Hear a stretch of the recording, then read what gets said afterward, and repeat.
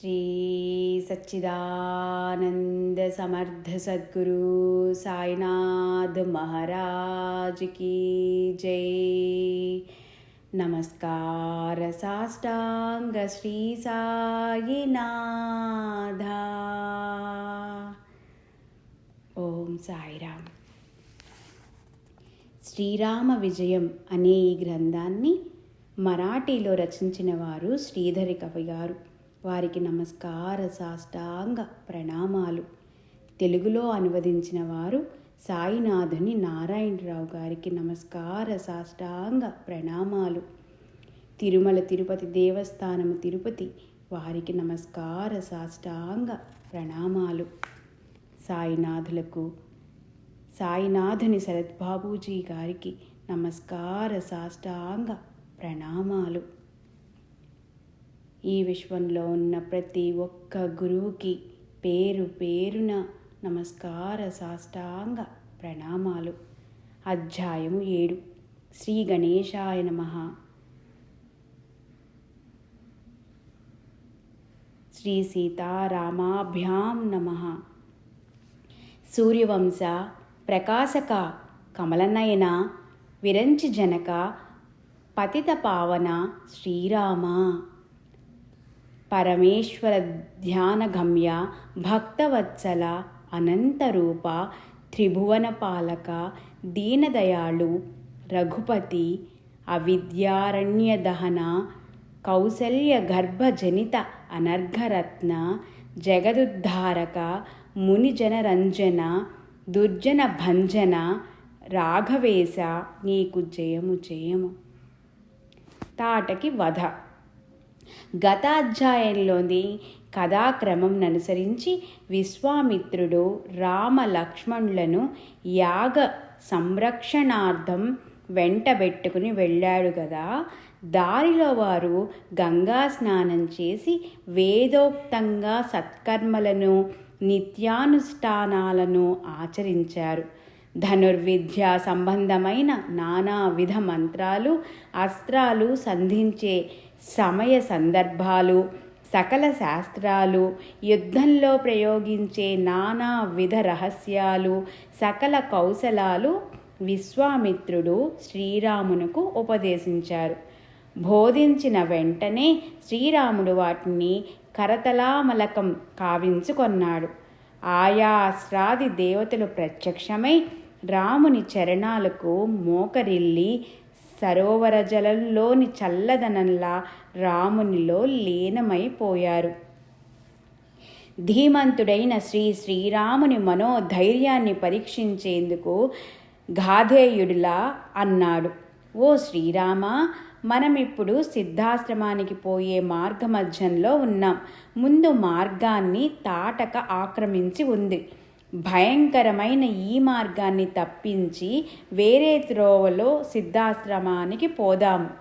ఆ మాటలకు శ్రీరాముడు చిరునవ్వు నవ్వి, స్వామి, నీ కృప వల్ల మృత్యువే ఎదురైనా చీల్చి చెండాడే శక్తి నాకు వచ్చింది. తాటక ఒక లెక్కలోంది కాదు.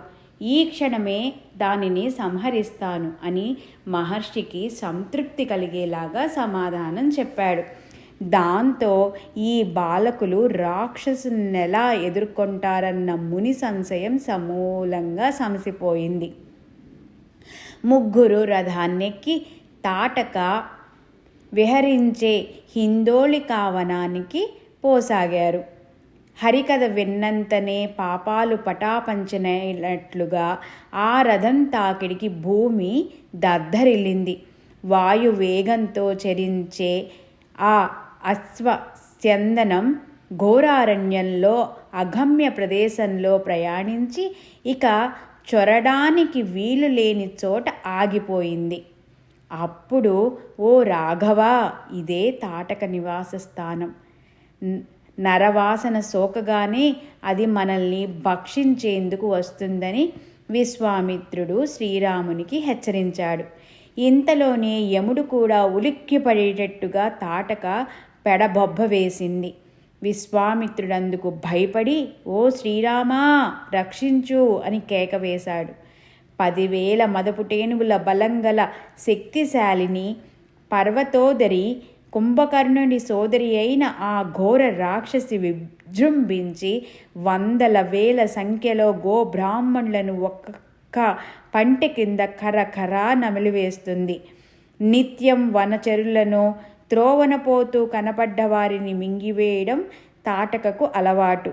ఆ శవాలపైనున్న రక్తసిక్తమైన బట్టలను నడుముకు చుట్టుకుంటుంది. మానవ కంకణాలను కర్ణకుండలాలుగా రక్తం ఓడుతున్న మానవ కపాలాలను మెడలో మాలగా వేసుకుని తలకు రక్తం పులుముకొని 12 ఊళ్ళ విస్తీర్ణం గల ముఖంతో 5 ఊళ్ళ పొడవైన వక్షోజాలతో అధిక సంఖ్యలో రాక్షస సమూహం వెన్నంటి రాగా రామునిపైకి దండెత్తి వచ్చింది.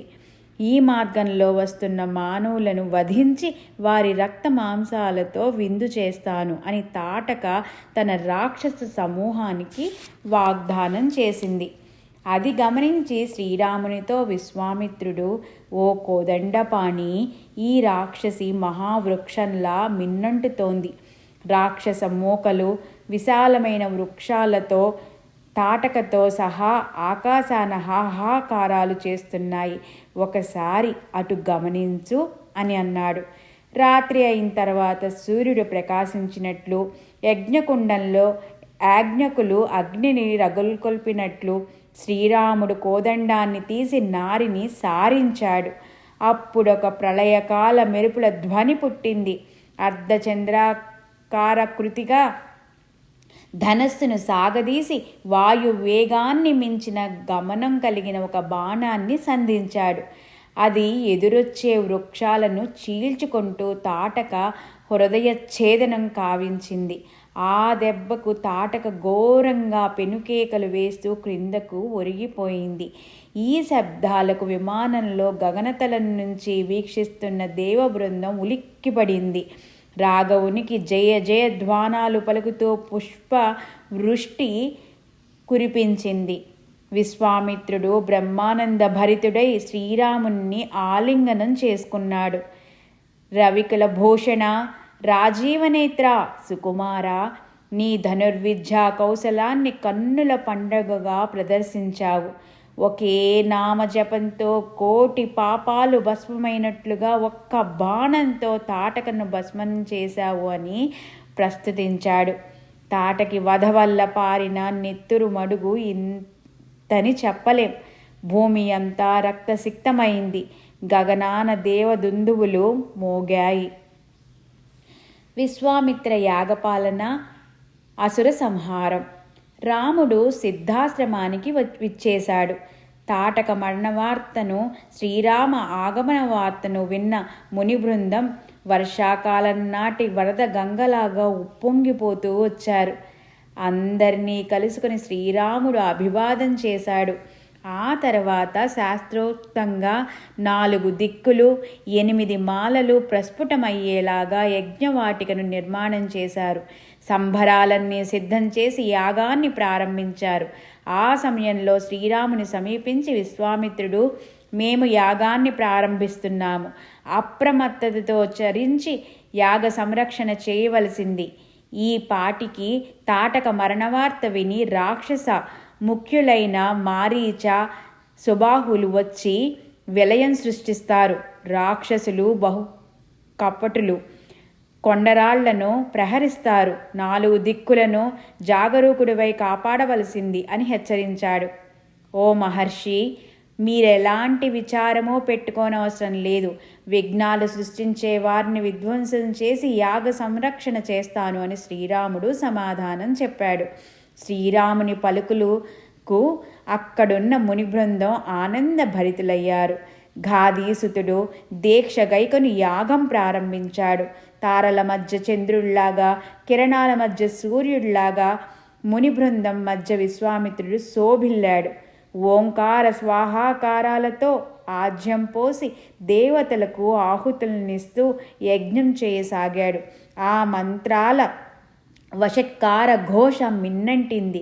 సూర్యాస్తమమైన 2 జాముల తరువాత మాంసభక్షులైన మారీ సుబూహులు 20 కోట్ల రాక్షస సమూహంతో తాటక అని ఆక్రోశిస్తూ సిద్ధాశ్రమం వైపు రాసాగారు. ఈ కేకలకు మునులందరూ విభ్రాంతులయ్యారు. ఆజ్యం పోసే చేతులు వణికాయి. నోరు తడబడగా రాఘవా రాఘవా రాఘవా రక్షించు, గోవీ ప్రపాలక పాహిమాం అని ప్రార్థించసాగారు. ఓ మహర్షులారా, మీరేం భయపడవద్దు అని అభయమిచ్చాడు శ్రీరాముడు. యాగరక్షణకు పూనుకొన్న రామ లక్ష్మణులు బాలురు. వారు పోరాడవలసింది పర్వతాకారులైన 20 కోట్ల మంది రాక్షసులతో. పోనీ వీరు ఒక ద్వారాన్ని రక్షిస్తారనుకుంటే మిగిలిన ద్వారాల గుండా ప్రవేశించే రాక్షసులను ఏ విధంగా ఎదిరించగలరు అని ఒక బ్రాహ్మణుడు సందేహాన్ని వెల్లబుచ్చాడు. అందుకు విశ్వామిత్రుడు, ఓ బ్రాహ్మణులారా, స్వస్థచిత్తులు కండి. శ్రీరాముడు సాధారణ మానవుడు కాదు, సాక్షాత్తు ఆదినారాయణుడే. రాక్షస సంహారానికే ఆయన ఈ లోకంలోకి అవతరించాడు అని సమాధానపరిచాడు.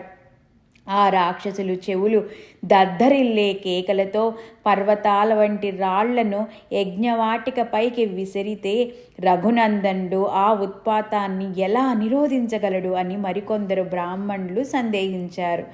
రఘువీరుడు కోదండం సారించి శరపరపరంతో రాక్షసుల శిరస్సులను, కాళ్ళు, చేతులను తుత్తి నీయలు చేస్తాడు అని ధైర్యం చెప్పాడు కౌశికుడు. రాక్షసుడు అతి బలాఢ్యులు. దేవతలు కిరీటాలను కింద పడేసి వాటితో ఆకాశంలో గగ్గోలుగా బంతాడుతుంటారు. అటువంటి మీరు యాగమండపాన్ని చుట్టుముట్టారు. ఆకాశంలో ఎగురుతూ ఒకడు, యజ్ఞకుండంపై ఎగురుతూ ఒకడు ప్రేతాలను విసరసాగారు. అప్పుడు సర్వోత్తముడైన శ్రీరాముడు అంతటా తానే కనిపించి 4 ద్వారాల వద్ద అష్టదిక్కుల్లోనూ వ్యాపించి సరసంధానం చేసి వాటిని నిరోధించసాగాడు. మండప శిఖరాన నిలబడి 4 మూలలా బాణవర్షం కురిపించి రాక్షసులను అంతమొందించాడు. చుట్టూ, పైన, క్రింద ఎటు చూచినా తానే అయి శ్రీరాముడు శరవర్షం కురిపించి శత్రు సంహారం చేశాడు. రాముడి తునీరంలో నుంచి వచ్చే బాణాలను లెక్కించడానికి ఆ ఆదిశేషువు తరం కూడా కాదు. ఆ సన్నివేశం వర్ణించడానికి శబ్ద జాలమూ సరిపోదు. మేఘాల నుంచి వెలువడే వర్షధారలను, కవుల ముఖుత వచ్చే శబ్ద జలాన్ని, కుబేరుని ధనాగారంలోని ధనాన్ని, మేరు పర్వతం కింద ఉండే గనులలోని రత్నాలను, భూమిపై మొలిచే గడ్డి పోచలను, శాస్త్రవాక్యాలకు పండితులు చెప్పే వివిధ అర్థాలను లెక్కించలేనట్లుగా శ్రీరాముని శర పరంపరను కూడా లెక్కించలేము. అది అక్షయం. మేఘాలు తన నుండి ఎంత జలాన్ని సంగ్రహించినా సముద్రం శోషించదు. విష్ణు మహిమ వర్ణనకు కల్పాంతాలు సరిపోవు. అలాగే రాముని తునీరం ఎన్నటికీ తరగదు. కోటాను కోట్ల బాణాలతో రణధీరుడైన శ్రీరాముడు రాక్షసులను పరామర్శిస్తున్నాడు. తెల్లవారుజామున పక్షులు గుంపులు గుంపులుగా చెట్లపై నుంచి గగనానికి ఎగిరినట్లు రాక్షసుల శిరాలు రాముని శరఘాతాలతో మిన్నంటాయి. అసంఖ్యాక సర్ప సమూహం గరుడిని పైకెగసినట్లు, ప్రళయాగ్ని పైకి శలభాలు దూసుకెళ్ళినట్లు, మినుగురులు సూర్యునిపైకి దండెత్తినట్లు, చీమలు మేరు పర్వతాన్ని లేవనెత్త పూనినట్లు, నక్కలు సింహంపైకి లఘించినట్లు మహా తేజశాలి అయిన శ్రీరాముని మీదకు ఆ 25 కోట్ల రాక్షస సమూహం దండెత్తింది. పరశురాముడొక్కడే క్షత్రియ సమూహాన్ని త్రుటిలో నిర్వీర్యం చేసినట్లు, నారసింహుడొక్కడే దైత్య కులాన్ని దునిమాడినట్లు, లక్షల సంఖ్యలో ఉండే రాక్షసుల శిరస్సు సమూహాన్ని శ్రీరాముడు భూదేవికి కానుకగా సమర్పించసాగాడు. దీన్ని గమనించి మారీచ, సుబాహువులు తమ గదలను తీసుకుని రాముని పైకి పరుగు పరుగున వచ్చారు. సూర్యనారాయణాస్త్రమనే నిర్వాణ బాణాన్ని శ్రీరాముడు సుబాహువు కంఠానికి గురిచేసి వదిలాడు. ఎగిరే పక్షి చిటారు కమ్మును ఉండే ఫలాన్ని గుర్తించి ఎగరేసుకుని పోయే విధంగా ఆ బాణం సుబాహుని శిరస్సును ఎగరేసుకుపోయింది. శరవేగం తాకిడికి ఆ ప్రక్కనే ఉన్న మారీచుడి కూడా తగిలింది. గరుడుని రెక్కల వేగానికి పర్వతాలు ఆకాశంలో ఎగిరినట్లు రామశరాఘాతానికి మారీచుడు గాలిలోకి ఎగిరి దూరంగా సముద్రంలో పడి శ్రీరాముడు ఇంకా వెంబడిస్తున్నాడేమోనన్న భయంతో వెనుతిరిగి చూడకుండా లంక వైపు పరుగుదీశాడు. మారీచుడు లంకలో ప్రవేశించి రాక్షస శ్రేష్ఠుడైన రావణునికి జరిగిన వృత్తాంతం వివరించి ఆ రాముడు మానవమాత్రుడు కాడు, ఆదిపురుషుడి అవతారం అని అన్నాడు. ఈ సంగతి విని రావణుడు మనస్సులో కలత చెందాడు. గరుడిని ప్రతాపానికి సర్పాలు పొందే సంతాపంలాగా, సజ్జనుల గొప్పదనం విని దుర్జనులు కటకటా పడినట్లుగా, పతివ్రతా ధర్మాలు విని విలయాలు బాధపడినట్లుగా శ్రీరాముని శౌర్య ప్రతాపాలను గురించి విని రావణుడు మిక్కిలి ఆందోళన చెందాడు. రాక్షసులందరినీ సంహరించి యుద్ధభూమిలో ఒక్కడిగా మిగిలిన రఘునాథుడు మహాకల్పాంతంలో ఒంటరిగా మిగిలిన పరబ్రహ్మం వలె, నక్షత్రాలన్నీ లుప్తమైన పిదప ఉదయించే సూర్యుని వలె, ముత్యపు చిప్ప నుంచి విడివడిన ముత్యం వలె, ప్రపంచాన్ని త్యజించిన యోగీశ్వరుని వలె దేదీప్యమానంగా ప్రకాశించాడు. ఇక్కడ సిద్ధాశ్రమంలో రఘువీరుని సంరక్షణలో యాగం శుభప్రదంగా ముగిసింది. శ్రీరామ, ఆ ఆదిశేషువుకు నీ మహిమ వర్ణనాతీతం అని అంతులేని ఆనందంతో విశ్వామిత్రుడు శ్రీరామునితో అభినందించాడు. రామలక్ష్మణులిరువురు చిన్నవారైన పర్వతకారులైన రాక్షసులను త్రుటిలో నిర్మూలించి యాగరక్షణ చేశారు అని మునులు సంతోషంతో వెళ్ళబుచ్చారు. అందుకు విశ్వామిత్రుడు చిరునవ్వు నవ్వి, సూర్యబింబం చిన్నగా ఉన్న భూమి అంతటికీ వెలుగునిస్తుంది. అగస్త్యుడు పొట్టివాడైన సముద్రాన్ని అవలీలలుగా ఆపోసన పట్టలేదా? వామనుడైన విష్ణువు తన 2 పాదాలతో బ్రహ్మాండాన్ని ఆక్రమించాడు కదా. ఇంద్రుడిని వజ్రాయుధం చిన్నదైన కొండల్ని కూడా పిండి చేస్తుంది. పండితుడికి మేధస్సు ఆవగింజ ఉన్నంత ఉన్నా ఆ మేధాశక్తి ప్రతిభ త్రిలోక వ్యాప్తమవుతుంది. అలాగే శ్రీరాముడు కూడా చిన్నవాడుగా కనిపించిన బ్రహ్మాదులకే అతని మహిమ తెలియదు. అతడే పరమాత్మ, పురాణ పురుషుడు, భక్త రక్షణకై భూమిపై అవతరించాడు అని శ్రీరాముని మహత్యాన్ని విశ్వామిత్రుడు వివరించాడు. ఇది ఇలా ఉండగా యాగమండపం చుట్టూ పడి ఉన్న రాక్షస కళేబరాలను భూతగణాలు భక్షించి ఆ ప్రదేశాన్ని శుభ్రం చేశాయి. జనకుని పిలుపు. ఆ సమయంలో మిథిలేశ్వరుడి దగ్గర నుంచి ఒక లేఖ వచ్చింది.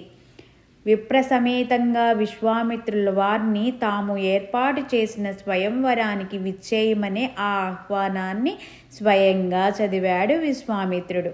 ఆ రోజు సిద్ధాశ్రమంలో పండుగ రోజు. అందరికీ విందు చేసి బ్రాహ్మణులకు వస్త్రదానం చేశాడు. భూరి దక్షిణలిచ్చి సంతోషపరిచాడు.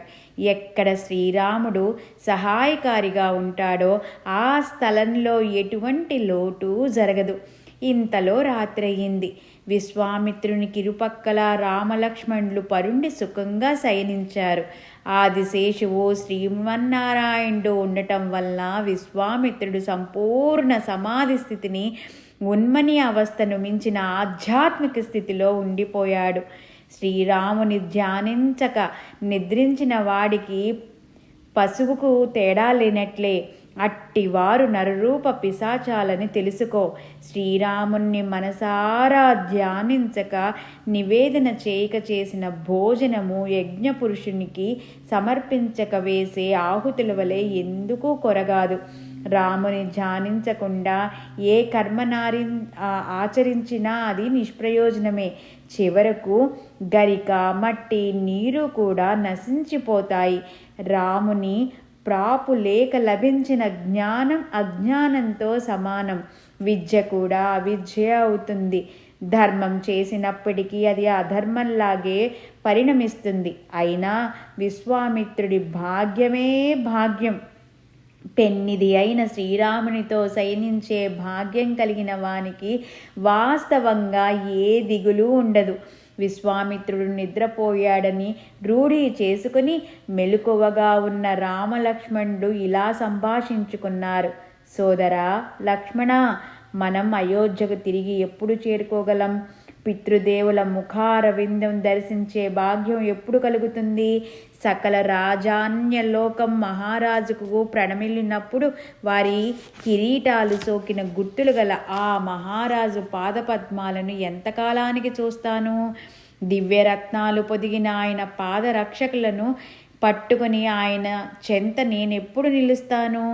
పట్టమహిషి కౌసల్యమాత నారాక కోసం ఎదురుచూసి ఇంకా ఎన్నాళ్లు కృషించాలి అని శ్రీరాముడు వెక్కి వెక్కి ఏడ్చాడు. ఈ పలుకులు విని నిద్రిస్తున్న విశ్వామిత్రుడు లేచి శ్రీరాముని హృదయానికి హత్తుకున్నాడు. నాయనా, నేడే మిథిలాపురి మహారాజు ఆహ్వానం అందింది. ఉదయాన్నే మనం ప్రయాణం కావాలి. అక్కడనున్న విజయలక్ష్మి వరిస్తుంది. జనకపుత్రి సీత నీకు వరమాల వేస్తుంది. నీ తల్లిదండ్రులు నిన్నక్కడే కలుస్తారు. శ్రీరామచంద్ర, నీవు జగద్గురువైన లౌకికంగా ఈ లీలలను ప్రదర్శిస్తున్నావు అని ఊరడించాడు. ఇంతలో తొలి కోడి కూసింది. సూర్యుడు ఉదయాన ఉదయించాడు. నిత్యానుష్ఠానం చేసే ముని బృందంతో సహా రామలక్ష్మణులు వెంటరాగా మిథిలా నగరానికి పయనం కట్టాడు విశ్వామిత్రుడు. మునులందరూ పాదచారులై రావడం చూచి శ్రీరాముడు కూడా రథం దిగి వారితో నడవసాగాడు.